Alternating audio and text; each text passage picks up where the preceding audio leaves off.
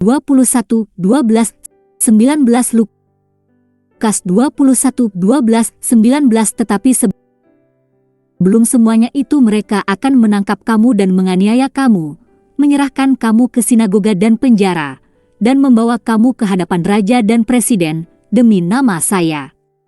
Oleh karena itu, tenangkan hatimu untuk tidak merencanakan bagaimana kamu akan menjawab, karena aku akan memberimu mulut dan hikmat yang tidak akan bisa dilawan atau dibantah oleh semua musuhmu.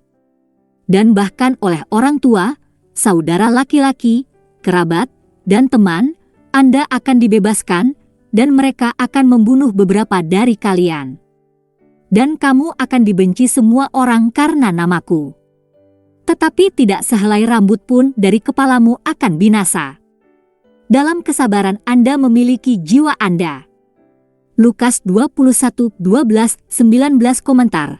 Hari-hari terakhir, penghakiman dianiaya sampai mati adalah bagian dari rencana Allah untuk menebus umat manusia. Yesus tahu bahwa dia akan dihukum meskipun tidak bersalah. Dengan melakukan itu, dia menjadi domba kurban yang membayar dosa-dosa kita. Tapi apa tujuan orang Kristen yang mengalami pengalaman serupa? Ada ungkapan, darah para martir adalah benih gereja. Atau Yesus mengatakannya seperti ini, sesungguhnya aku berkata kepadamu, jika sebutir gandum tidak jatuh ke tanah dan mati, ia tetap hanya satu biji. Tetapi jika ia mati, ia menghasilkan banyak biji. Yohanes pukul 12.24 memberitakan Injil bukan sekadar mengomunikasikan gagasan, tetapi mengomunikasikan keyakinan. Keyakinan seseorang terungkap dari bagaimana dia berdiri di tengah pencobaan. Jika Anda ingin berbuah, Anda harus belajar menderita melalui penganiayaan. Penderitaan melalui penganiayaan mengungkapkan kepada Anda dan dunia bahwa Anda benar-benar percaya pada apa yang Anda khotbahkan. Selain itu, orang cenderung berkembang biak menurut jenisnya sendiri. Jika Anda adalah seorang Kristen nominal atau belum dewasa yang tidak dapat menghadapi pencobaan, Anda akan menghasilkan tipe orang Kristen yang sama.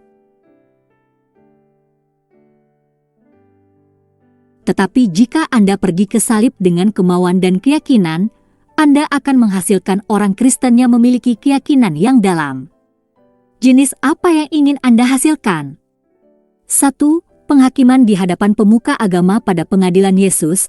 Para pemimpin tidak tertarik untuk benar-benar memahami dia, tetapi hanya ingin dia mengatakan sesuatu yang dapat mereka gunakan sebagai dasar untuk menghukum dia.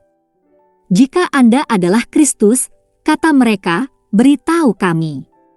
Yesus menjawab, jika saya memberitahu Anda tidak akan mempercayai saya, dan jika saya bertanya kepada Anda tidak akan menjawab.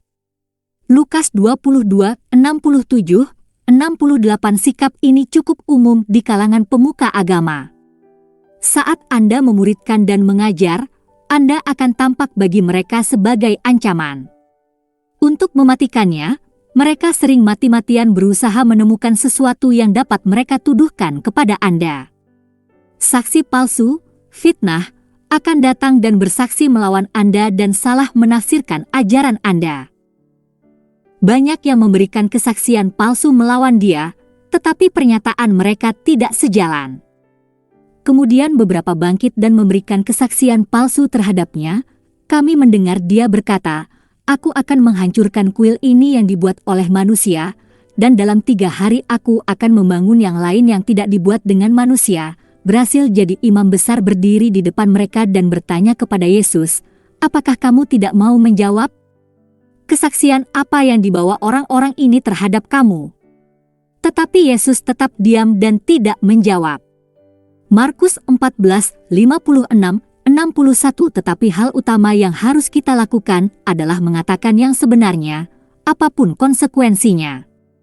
Sekali lagi imam besar bertanya kepadanya, apakah Anda Kristus, putra yang terberkati? Aku, kata Yesus. Dan Anda akan melihat anak manusia duduk di sebelah kanan yang maha kuasa dan datang di atas awan di langit. Imam besar merobek pakaiannya. Mengapa kita membutuhkan lebih banyak saksi? Dia bertanya, "Anda mendengar hujatan. Bagaimana menurutmu?" Semua mengutuknya sebagai layak mati. Markus 14:61-64-2. Persidangan sebelum pemimpin sipil otoritas sipil, meskipun tidak percaya, ditunjuk oleh Tuhan. Masing-masing harus tunduk kepada otoritas pemerintah, karena tidak ada otoritas kecuali apa yang telah ditetapkan Allah. Otoritas yang ada ditetapkan oleh Tuhan. Roma 13:1. Tentu saja, mereka hanya memiliki wewenang yang terbatas dan akan dimintai pertanggungjawaban untuk menjalankan wewenangnya dengan tepat. Pilatus, otoritas Romawi, menganggap Yesus tidak bersalah dan ingin membebaskannya, tetapi dipaksa oleh orang Yahudi untuk bermain politik. Dia memberikan otoritas kepada massa Yahudi yang menentang para pemimpin Yahudi untuk memutuskan antara dia melepaskan Yesus atau Barabas pembunuh itu. Saya pikir dia berpikir bahwa Yesus populer di kalangan orang banyak dan bahwa dia memahami bahwa para pemimpin Yahudi menginginkan dia dihukum hanya karena iri hati. Jadi, dengan cara ini, dia bisa melepaskan Yesus karena popularitasnya. Tapi saya curiga Anda terkejut bahwa itu tidak berhasil seperti itu. Para pengikut Yesus, banyak orang mengikuti Yesus karena popularitasnya. Tetapi para pengikut ini seringkali tidak memiliki tingkat keyakinan dan komitmen yang dicari Yesus dalam diri manusia. Ada suatu masa ketika orang banyak ingin menjadikannya raja, tetapi dia menolak. Yohanes pukul 6:15. Tapi di sini orang banyak punya kesempatan untuk menyatakan Yesus Raja Israel dan menolaknya. Dengan mengikuti Yesus, Anda bisa menjadi populer di kalangan tertentu.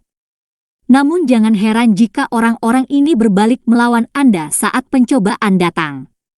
Buat murid, bukan penggemar. Selain itu, kekristenan populer jarang mewakili kekristenan yang alkitabiah. Dan gereja yang kelihatan cenderung didominasi oleh orang-orang Kristen nominal yang belum dewasa. Kristus, Antikristus. Menarik juga untuk dicatat bahwa Barabas berarti anak dari ayah dan Yesus mengaku sebagai anak dari Bapa. Siapakah pembohong itu? Orang yang menyangkal bahwa Yesus adalah Kristus. Orang seperti itu adalah Antikristus, dia menyangkal Bapa dan Putra. 1 Yohanes pukul 2:22. Barabas melambangkan seorang antikristus. Orang sering kali harus memilih antara anak Allah yang sejati dan antikristus. Dan orang banyak, meskipun religius, cenderung mengikuti antikristus. Demikian juga, saat Anda mengikuti Yesus, Anda akan menemukan antikristus dan roh antikristus dalam ajaran palsu dan praktik fasik. Jangan mengikuti orang banyak atau mempercayai orang banyak untuk membedakan dengan benar. Meskipun kelihatannya religius, mereka akan cenderung memihak antikristus. Pengakuan iman Tuhan Yesus Kristus. Saya mengakui dosa-dosa saya, dan saya bertobat dari dosa-dosa saya, dan saya mengakui Tuhan Yesus Kristus sebagai satu-satunya dan cukup juru selamat hidup saya, menulis nama saya dalam buku kehidupan. 1 Yohanes 1:9. Jika kita mengaku dosa kita, Dia setia dan adil untuk mengampuni dosa kita dan menyucikan kita dari segala kejahatan. 1 Yohanes 1:9.